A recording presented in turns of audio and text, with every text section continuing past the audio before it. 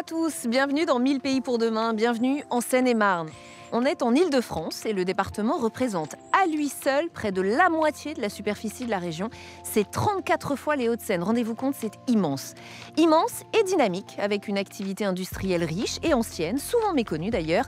Les stylos Bic sont fabriqués ici, de même que les tapis de sport Dima, les enceintes de Vialet ou encore la maroquinerie Hermès. Dans un autre genre, il y a aussi Safran et la fabrication des moteurs d'avion. Évidemment, on n'est pas très loin de l'aéroport de Roissy-Charles de Gaulle, par lequel vous êtes peut-être passé un jour pour venir visiter Paris ou en transit vers un autre pays. Et puis comment ne pas vous parler d'Euro Disney, l'un des 12 parcs d'attractions de la Walt Disney Company.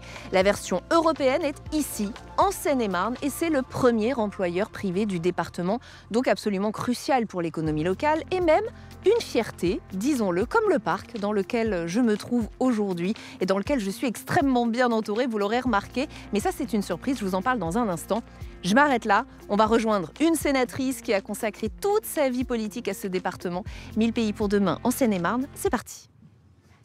Anne-Charles Larcher, bonjour. Merci de nous accueillir sur vos terres seine-et-marnaises. Vous êtes sénatrice LR, vice-présidente du Sénat, membre de la Commission des affaires économiques. Vous avez choisi de nous accueillir dans un endroit, j'allais dire, sauvage. Les téléspectateurs vont très vite le remarquer puisque nous sommes entourés de lions, de félins. On s'est installé à l'hôtel du Royaume des Lions de la Lumini Safari Réserve. C'est vous qui avez choisi ce lieu de tournage. Expliquez-nous un peu pourquoi. Mais pourquoi ? Parce que c'est un endroit exceptionnel que je voulais bien sûr vous faire découvrir, mais faire découvrir à tous ceux qui regarderont Je le souhaite cette émission.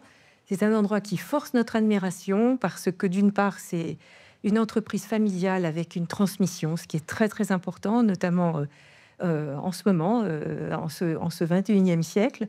C'est l'admiration pour Hugo Jardin, qui est un très très jeune chef d'entreprise, qui vient d'avoir 23 ans d'ailleurs. Mais qu'on a eu la chance de rencontrer. Exactement, qui a repris ça à 21 ans. Nous verrons donc des lions passer probablement, je le dis pour les téléspectateurs qui nous regardent, qu'ils ne soient pas surpris. La Seine-et-Marne, c'est vraiment votre département, j'allais même dire de père en fille, puisque votre père Jacques Larcher a longtemps été sénateur de Seine-et-Marne.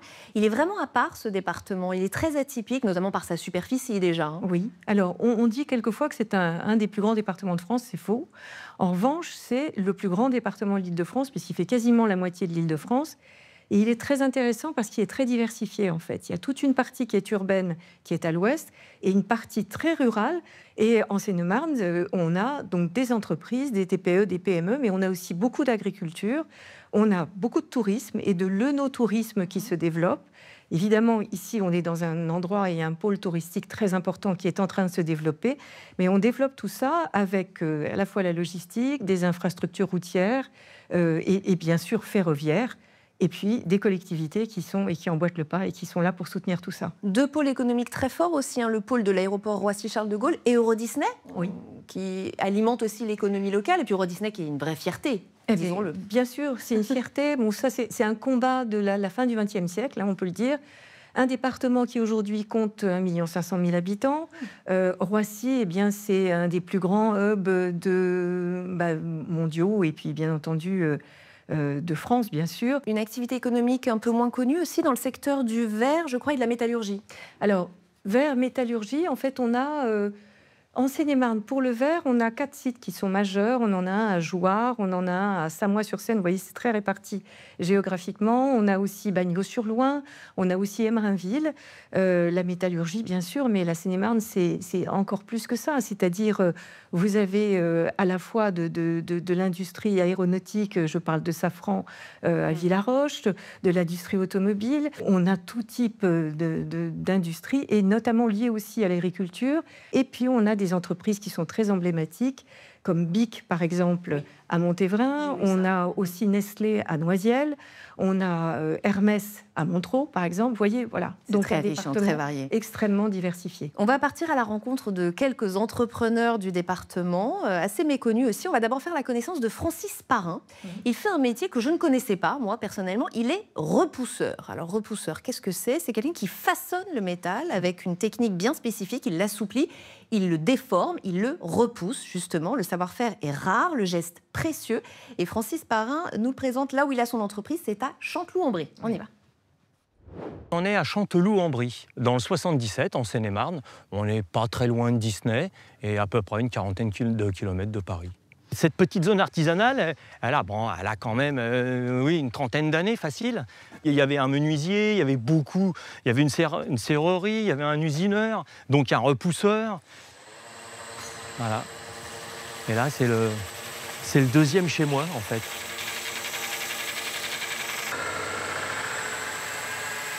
Alors ici, on travaille pour l'ornement de toiture. On fait aussi énormément de moules à gâteaux pour l'alimentaire. On travaille aussi pour l'aéronautique.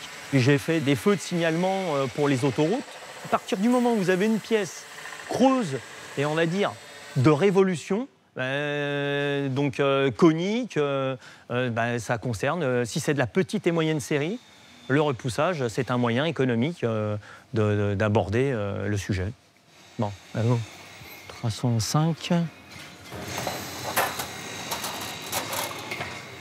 Là, je sais que j'ai besoin d'un disque de 295 pour faire mes réceptacles de seau à champagne.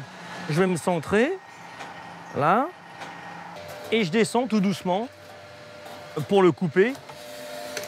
J'arrête la machine. Voilà, j'ai mon disque pour procéder à l'étape suivante, le repoussage de ma pièce. Bon, Pascal, tu t'en sors?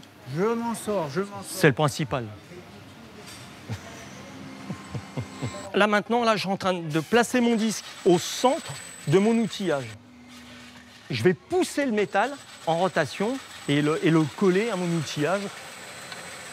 Le repoussage sur métaux, alors là, ça a été du cuivre. Ça peut être du cuivre, de l'alu, du zinc, de l'acier, de l'inox, de l'inconel, des inox réfractaires.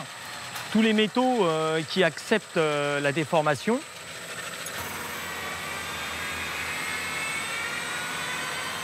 Voilà, un coup d'outil pour détendre le métal. Et là, je repousse le métal. Je viens coller sur l'outillage. Voilà.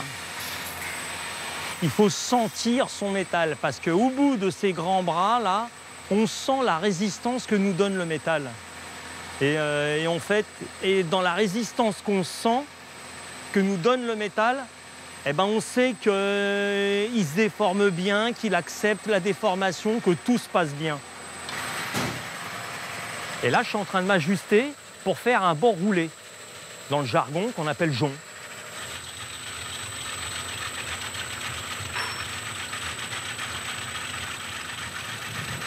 Voilà. Et il y a quelques secondes, j'avais un bord vertical, et donc que j'ai envoyé dans ma molette concave. Et le métal, en appuyant, il a suivi le rayon de la molette. Et ça, c'est une cuvette qui va servir à un ensemble de seaux à champagne. Voilà une pièce terminée. J'ai un socle, j'ai ma cuvette et j'ai le seau à champagne donc qui va rentrer à l'intérieur. Voilà. Tu vas voir celle-là retouchée là, à l'intérieur. Là. Puis il te manque du coup un réceptacle en dessous. Ouais, voilà, là, oui, sur celle-là, il en manque un, ouais. Mais sinon, magnifique. Ah non, ça fait sympa. Hein. Ça fait sympa. C'est vrai qu'elles sont belles. Voilà. Regardez, oui, alors un chantier qu'on connaît bien, Notre-Dame, forcément, ben, n'empêche qu'ils ont réussi à réunir pas mal de corps de métier pour la rénover. Et ça, c'est la preuve qu'il y a quand même des jeunes qui sont là. Donc, il ne faut pas lâcher l'apprentissage. Là, on aurait tendance à lâcher un petit peu l'apprentissage des jeunes. Voilà, parce qu'il faut faire des économies. Mais c'est l'avenir. Parce que si aujourd'hui, on n'est qu'une quinzaine de repousseurs en France, ben, je pense que la sonnette d'alarme, elle est tirée là. Hein.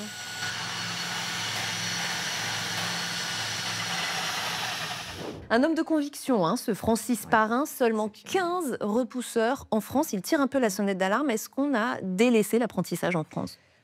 L'apprentissage, ça a souvent été en fait perçu comme assez négatif. Finalement, c'était un peu le plan B des mauvais élèves. Quel dommage, quel dommage. Et on s'en rend compte aujourd'hui. On développe beaucoup de choses d'ailleurs. On a eu déjà une réforme en 2018. Il y a eu après ça des aménagements fiscaux en 2025. Bon, le problème essentiel, c'est la transmission. Et d'ailleurs, ce magnifique artisan le dit, ils sont 15 et après ça, qu'est-ce qui se passe? Donc là-dessus, il faut absolument en revenir à un appétit développé pour la jeunesse. Je pense, vous savez, je fais partie aussi du groupe Métiers d'art au Sénat. Et comme beaucoup, je suis allée sur le chantier de Notre-Dame. Hier, j'ai eu la chance de visiter la tour de Notre-Dame. Et il y a quand même une moyenne d'âge de 26 ans sur tous les artisans qui ont restauré et rénové Notre-Dame. Donc ça, il faut y penser, il faut vraiment miser sur cette jeunesse, faire en sorte de revaloriser l'artisanat. Mais je pense qu'aujourd'hui, tout le monde en est conscient. C'est un combat qu'il faut que le pays mène. J'ai lu qu'il y avait 40 000 artisans en Seine-et-Marne. D'abord, est-ce que c'est vrai? Et qu'est-ce qui fait qu'en Seine-et-Marne, on protège comme ça l'artisanat? Qu'est-ce qu'il y a de plus ici? Alors, je pense que c'est lié déjà à la physionomie de la Seine-et-Marne. Je vous ai dit, elle est très diversifiée. Donc, il y a de la place aussi. Il y a ce côté familial. Et c'est pour ça que je voulais que nous venions ici. Il y a aussi des entreprises qui sont aussi des transmissions familiales. Et puis, on a une région Île-de-France qui est très proche de l'artisanat. C'est comme ça qu'on développe bien, ce goût pour les jeunes et ce retour à l'artisanat qui me paraît essentiel. Et la transmission très importante. On va continuer dans l'artisanat, mais on va y ajouter de la musique, si vous voulez bien. On va découvrir ou redécouvrir la beauté du son des instruments à cordes grâce à Alberto Comé, qui est maître luthier. Il fabrique et répare les instruments, et notamment des violons. Vous allez voir qu'il faut beaucoup de précision, beaucoup de calme, beaucoup de minutie. Et puis, si vous aimez la musique, c'est quand même un plus. On va le regarder et l'écouter. Il est à Lagny-sur-Marne.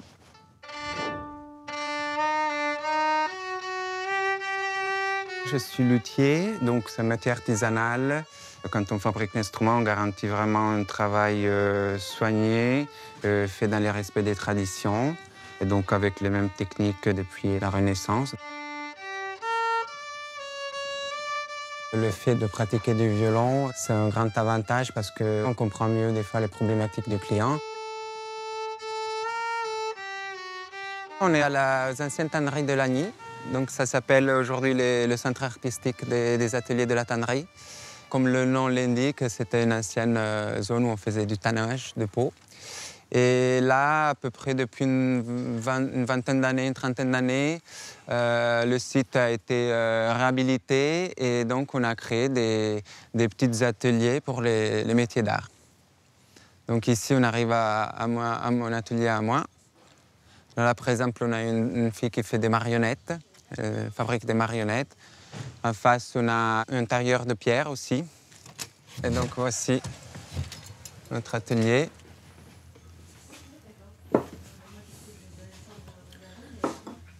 Donc, en fait, on démarre avec un dessin.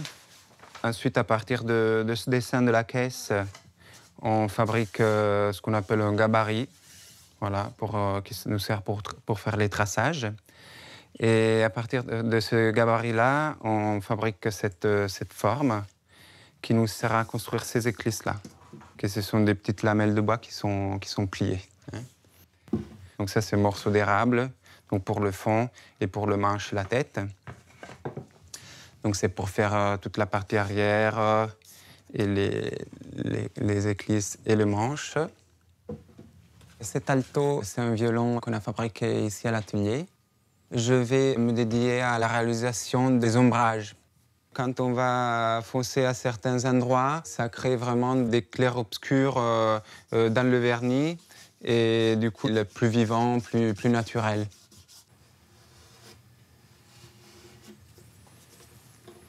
En fait, c'est un peu comme un travail de maquillage du visage, en fait.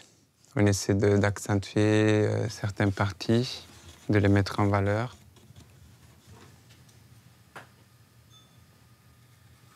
Pour ce qui est de la fabrication d'instruments, nous, on a à peu près une commande par an. Donc après le reste du temps, on fait beaucoup de réparations d'instruments.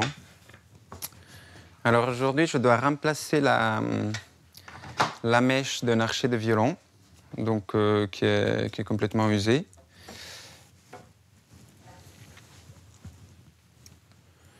Alors donc ça, c'est de la queue de cheval, qui vient de Sibérie, Mongolie. Donc j'utilise ce petit accessoire qui me permet de doser la quantité du crin.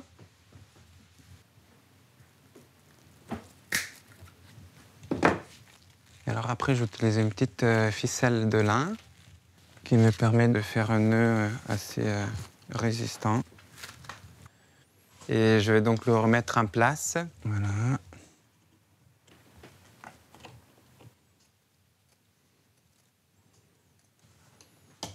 Alors là, je vais mouiller le crin, un peu comme chez le coiffeur. C'est pour mieux le peigner, pour le peigner plus régulièrement. Parce que la tension des crins, il faut qu'elle soit la même pour tous les crins. Donc si la mèche n'est pas bien peignée, mais du coup, on peut avoir des crins qui seraient plus tendus d'un côté et puis détendus de l'autre. À la fin, on va mouiller encore une fois le crin. Et après, on le laissera reposer avec une légère tension durant quelques heures pour qu'il sèche, avant qu'il puisse être réutilisé.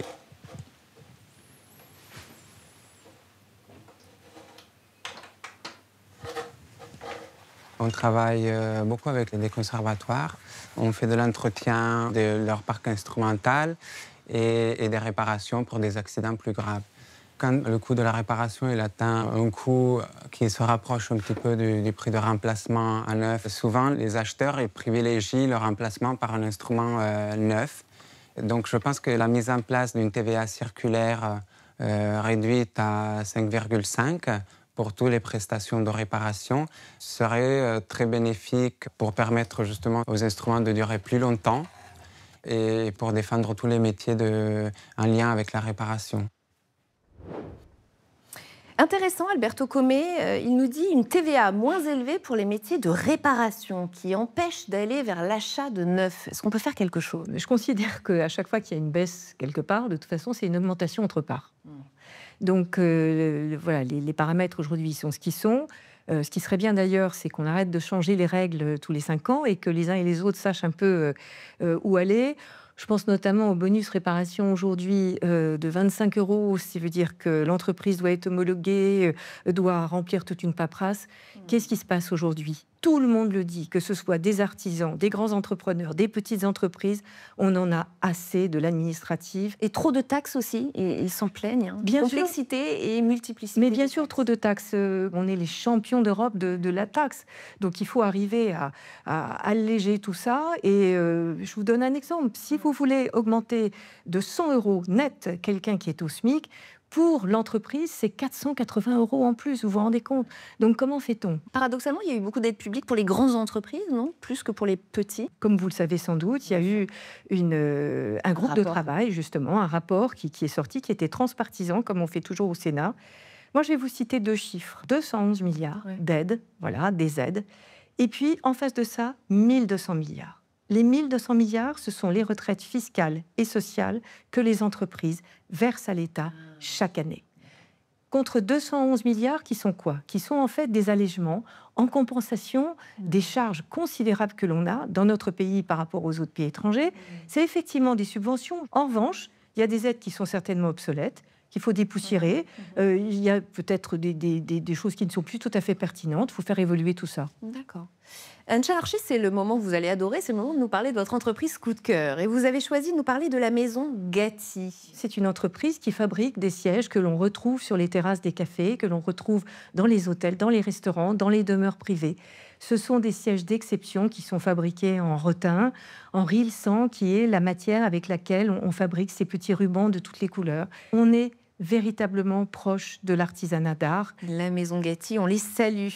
Encore un métier qui demande de la précision et de la patience. Avec Pascal Véran, c'est même l'éloge de la lenteur dans un monde de brut, dans un monde en tout cas qui tourbillonne. Son truc à elle, c'est le filage de verre au chalumeau et la création de bijoux uniques à partir de perles. C'est très beau à regarder, hein. D'ailleurs, vous allez le voir, très apaisant. Et puis ce qu'elle propose, ça va au-delà de l'objet. J'ai l'impression que c'est presque une philosophie de vie. On va la rencontrer, la découvrir. Donc là, vous avez le fameux point de vue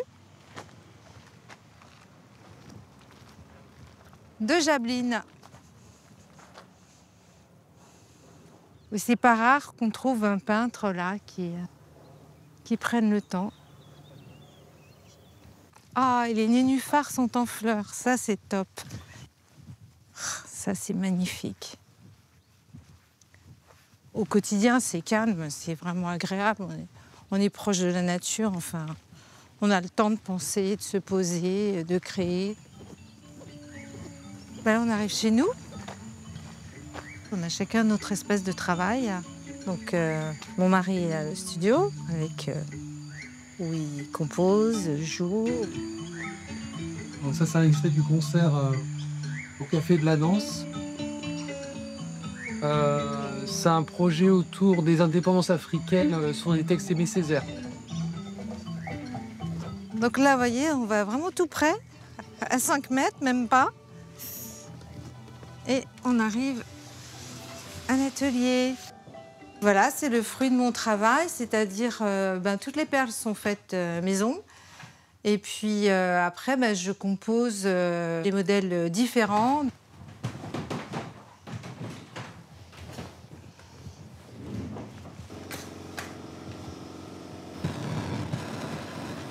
On est parti.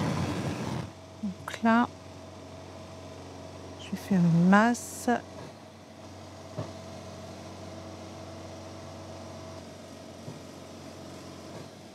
Donc le point de fusion, il est à 650 degrés. Ça devient rouge et ça va devenir liquide. On ne peut pas lâcher une pièce en cours de route. Il ne faut pas s'arrêter, aller boire un petit thé et revenir. Du début à la fin, qu'on soit concentré, il faut anticiper. Voilà, donc là j'ai mon volume que je vais aplatir pour faire un petit dessin en 3D. Pour travailler le motif, j'ai tiré des fils de verre au préalable et j'ai fait des points sur la masse. Et par pression, je fais rentrer le verre à l'intérieur. Il implose. En fait, je vais faire quelque chose d'un peu minéral. C'est plutôt une ambiance de rivière avec des choses végétales à l'intérieur, mais on verra. Suivant l'humeur, j'improvise et je pars à l'aventure. Vous voyez là, on commence à voir que ça rentre à l'intérieur et qu'il y a du relief. Quand on est très concentré longtemps comme ça, on n'est plus du tout dans le rythme effréné qu'on a tous là.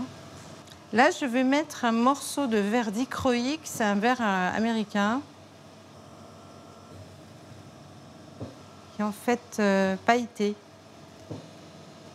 Donc, je vais le mettre pour travailler le fond.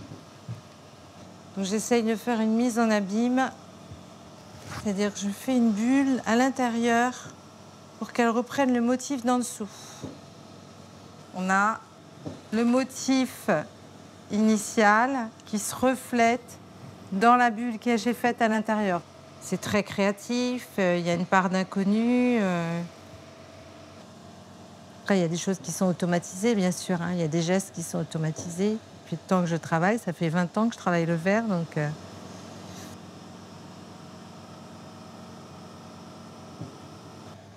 Voilà, j'arrive à la fin. Maintenant, il faut que je refroidisse tout doucement la pièce avant de la mettre au four.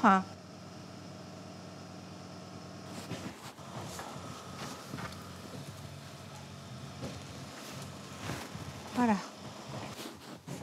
Ce que j'ai fait tout à l'heure, là, devant vous, c'est un peu comme, on va dire, celle-ci, c'est-à-dire la bulle, elle reflète le décor qui est en dessous. Mais par contre, le décor, c'est un décor un peu plus minéral, comme celui-ci. Moi, je suis à fond pour que, à l'école, on donne des matériaux aux enfants et qu'ils fassent des choses comme bon leur semble. Si on leur donne l'habitude de faire du modelage, de regarder diverses techniques artisanales, c'est clair que c'est tout bénef, quoi. Combien d'enfants ont des problèmes de concentration, d'attention, parce que tout va vite. On est dans un tournis et là, on ralentit tout quand on fait ça. On ralentit tout, on se concentre. Pascale Véran nous propose, j'allais dire, un vrai modèle de vie. Elle voudrait plus de calme, elle voudrait qu'on sache observer et comprendre l'artisanat. On est dans une société où c'est vrai qu'on veut acheter vite, être livré vite. Elle n'a pas tout à fait tort, hein. Elle n'a pas tout à fait tort, puis c'est très agréable de voir une femme comme ça, vraiment produire, créer, c'est extraordinaire. Vous savez, moi j'interprète un peu les choses de la façon suivante. Il y a eu le Covid, Et il y a un changement sociétal vis-à-vis en fait, de la vie, de ce qu'on va en faire, de la vie professionnelle. Voilà.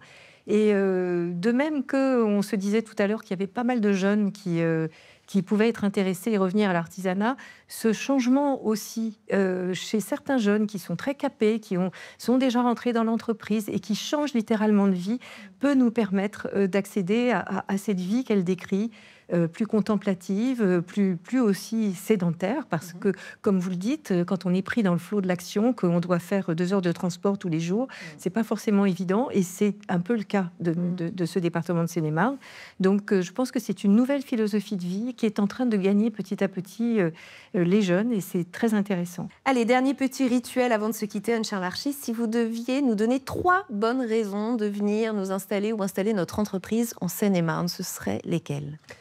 Alors d'abord, il y a le dynamisme. Et là, je veux rendre hommage au conseil départemental et à la région. Vraiment, le dynamisme avec des élus qui ont tout compris. Un département qui est superbe parce qu'il est très jeune. Vous savez qu'on a 7000 nouveaux arrivants chaque année. Un tourisme, un patrimoine superbe, une agriculture magnifique et des très belles entreprises. Alors venez en Seine-et-Marne, continuez à venir en Seine-et-Marne. Merci infiniment. Merci d'avoir été avec nous dans ce beau rendez-vous, de nous avoir accueillis sur vos terres et dans ce lieu absolument magnifique, effectivement, que je conseille. Merci aux équipes de la Lumini Safari Réserve de nous avoir accueillis dans cet hôtel, le Royaume des Lions. Et je crois qu'on les a pas mal vus pendant l'émission. Merci infiniment. Merci à vous. Et bien sûr, émission à retrouver en replay sur notre plateforme publicsena.fr. À très vite sur Public Sénat. Merci beaucoup.